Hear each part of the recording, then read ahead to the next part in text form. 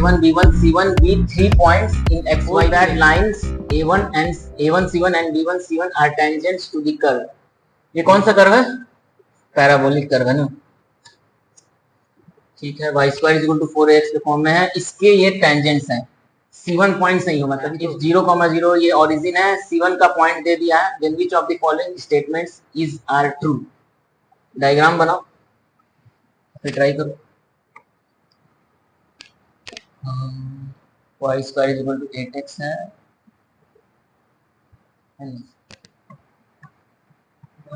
आ जाओ।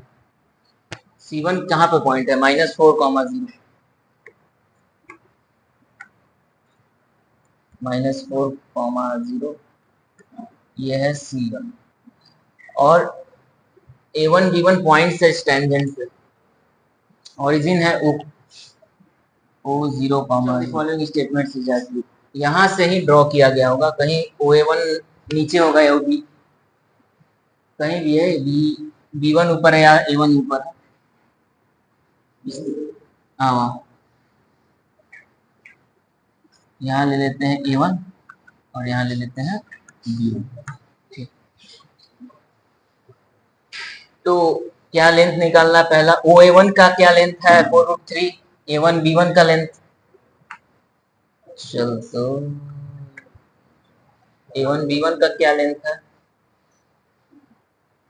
फिर ortho centre तो पता ही है, अगर तीनों, मतलब हमें A1 और B1 का पॉइंट्स क्या आ रहा है वो निकालना है, ठीक है। तो फिर आ जाए,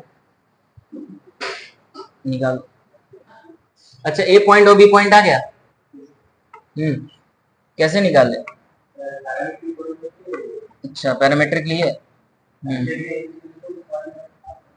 ठीक है, 3-4 मेथड से बन जाएगा। एक और जो हम एक और मेथड बताए थे, क्या कि इसका इक्वेशन लिख सकते हैं ना, A1 B1 का क्या होता है? ये कॉर्ड ऑफ कॉन्टैक्ट ही तो है, 12 पॉइंट से। कॉर्ड ऑफ कॉन्टैक्ट का क्या होता है इक्वेशन? T = 0 बताए थे। तो ये बाहर वाला पॉइंट ये है, ये पॉइंट डालना रहेगा उसमें, तो A1 B1 का इक्वेशन आ जाएगा और फिर इसमें पुट करेंगे तो हमारा पॉइंट आ जाएगा A1 B1, ठीक है। तो ऐसे भी निकाल सकते हैं, तो या फिर पैरामीट्रिक लेके भी निकाल सकते हैं, बहुत सारा तरीका। चलो हम T = 0 से निकाल के देखते हैं, इजी पड़ेगा शायद। तो पॉइंट है y² - 8x = 0 लिख रहे हैं, ये पॉइंट डालेंगे तो y1 लिख देते हैं -8x + x1/2 = 0। ये पुट करो, y1 के जगह 0 तो 0 हो गया, -4x + x1 मतलब x - 4 हो जाएगा = 0। यही हो रहा है, तो x = 4 आ जा रहा है। तो इसका इक्वेशन मतलब ये इसके पैरेलल हो रहा है, तभी तो इसका इक्वेशन क्या है, x = 4। तो ये इसका x एक्सिस क्या हो जाएगा? 4 हो जाएगा। y एक्सिस क्या होगा? 8 4 जा 32 का अंडर रूट 4√2, ये प्लस में होगा, ये वाला माइनस में होगा 4√2। समझ में आया कैसे होगा? पॉइंट्स आ गए हमारे तुरंत। अब डिस्टेंस देख लो, OA1 का डिस्टेंस फॉर्मूला से निकालो, क्या आएगा डिस्टेंस? OA1 √अंडर क्या 4² प्लस 32 बराबर 16 + 32 48 का √48 कितना होगा? 16 3 या 48 ना, तो 4√3। तो सही है, पहला तो सही है, ठीक है। इसको नोट करना है। तो और क्या है, A1 B1 का लेंथ देख लो क्या आ रहा है, यहाँ से x में तो कुछ आएगा नहीं, ये कितना है? 8√2 हो जाएगा, तो 16 दिया है, तो सेकंड तो गलत हो जाएगा, 8√2 है ना, 4 + 4 8√2, ठीक। ऑर्थो सेंटर निकालना, इसको थोड़ा निकालना पड़ेगा, क्या 1 0 या 0 1? तो ये तो इस पे परपेंडिकुलर है, तो मतलब इस पे इसी लाइन पे आना तो चाहिए, है ना। ऑर्थो सेंटर क्या होता है कि अपोजिट वर्टेक्स से अपोजिट साइड्स पे परपेंडिकुलर है ना, उसी का जो मीट करता है तीनों पॉइंट, ये भी बताया था। देख रहे हो, बार बार ये चीज आ रहा है, कभी ऑर्थो सेंटर आएगा, कभी सेंट्रॉइड पूछ लेगा, कभी सर्कम सेंटर पूछ लेगा, सर्कम रेडियस पूछ लेगा, ये चीज।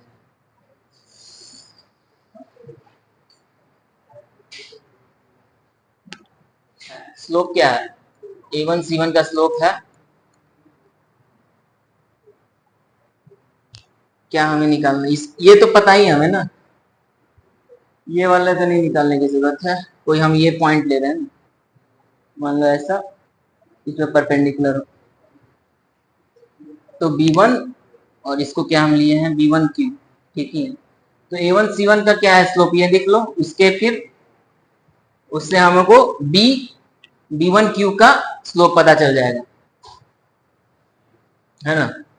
तो क्या है, ऐसे करेंगे 4, ये कलर दिख रहा है, लग रहा नहीं दिखेगा, तो 4√2 -0/4 -4 मतलब +4, तो क्या आएगा 4√2/8,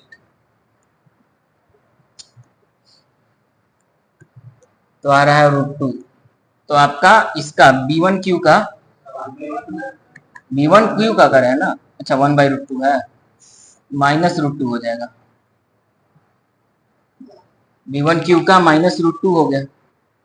तो अब इक्वेशन लिख सकते हो आराम से, ये पॉइंट है ना, लिख दो क्या आ जाएगा, y - y1 मतलब y + 4√2 लिख दो is equal to -√2 x - 4, y + 4√2 is equal to -√2 x and +4√2, तो 4√2 कैंसिल हो गया, y is equal to -√2x, ये आ रहा है इसका इक्वेशन। और इसका इक्वेशन क्या है, y इक्वल टू 0 है ना, ये परपेंडिकुलर है तो ये तो होगा ही, y इक्वल टू 0 पुट करेंगे तो x भी 0 आ जाएगा, मतलब ये ओरिजिन पे ऑर्थो सेंटर बनेगा, समझ में आ गया है ना। चलो ठीक, कुछ लिखना है लिख लो इसमें से, बोलो। ऑर्थो सेंटर, अच्छा फर्स्ट क्लास में नहीं थी, ठीक। ऑर्थो सेंटर क्या होता है ना, इसका ये पता है कि नहीं कि ऑर्थो सेंटर होता क्या है, नहीं पता है। देखो ऑर्थो सेंटर होता है कि अपोजिट साइड से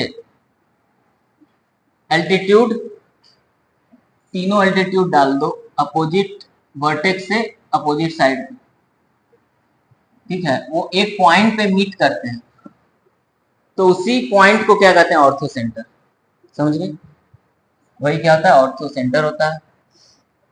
तो हम कैसे निकालेंगे, सेंट्रॉइड का तो हमें फॉर्मूला पता है, इन सेंटर एक्स सेंटर का ही फॉर्मूला पता होता है, लेकिन ऑर्थो सेंटर के लिए क्या करते हैं कि अगर हमें पॉइंट्स दी हुई है x1 y1 x2 y2 और x3 y3, ठीक है, तो हमें क्या करेंगे ना कि इस लाइन का इक्वेशन और इस लाइन का दोनों को सॉल्व कर देंगे तो ये पॉइंट वहीं जाएगा। तो क्या करते हैं कि हमें इसका स्लोप पता रहेगा, पॉइंट भी है तो इसका स्लोप निकाल लेंगे, ये लाइन का निकाल लेंगे। अब ये इसके परपेंडिकुलर है तो इसका स्लोप निकाल लेंगे, मान लो इसका स्लोप t है, तो ये वाले जो इसके परपेंडिकुलर इसका -1/t हो जाएगा, और यहाँ ये पॉइंट है ही x1 y1, तो ये पॉइंट और इसके स्लोप को मिला के ये वाला इक्वेशन लिख देंगे। उसी तरीके से ये वाला भी इक्वेशन लिख देंगे, दो को इक्वेशन लिख देंगे, सॉल्व कर देंगे, तो क्या आ जाएगा हमारा ऑर्थो सेंटर। तो देखो ये वाला जो ट्रायंगल बना हुआ था, ये यहाँ हमें पता चल गया था कि इसके परपेंडिकुलर है, क्योंकि ये इसके पैरेलल था तो ये वाला लाइन परपेंडिकुलर होगा, तो ये निश्चित हो गया कि यही लाइन जो है, एक तो ये एल्टीट्यूड है, तो दूसरा से हम एक और एल्टीट्यूड खींचेंगे इस साइड पे, तो इसका बस इक्वेशन हमें निकालना था। तो उसके इक्वेशन के लिए क्या किया, A1 C1 का स्लोप निकाले और इसके परपेंडिकुलर का स्लोप भी निकाल दिया, क्या था इसका स्लोप 1/√2, तो B1Q का क्या हो गया -√2, और फिर एक ये पॉइंट ले लिए हम, ठीक है, ये पॉइंट लिए और यहाँ पे पॉइंट स्लोप फॉर्म से इस लाइन का इक्वेशन लिख दिए B1Q का, बस, और इस ये आ गया, तो इस इक्वेशन में इसका जो इक्वेशन है क्या है, y = 0 पुट कर दिए तो x आ गया, तो 0 0 पॉइंट हमारा आ गया, दो ही को सॉल्व करने का जरूरत है तो आ जाएगा, और एक यहाँ पे ऑलरेडी हमें दिख गया था कि ये है, ठीक है ना, क्लियर हुआ।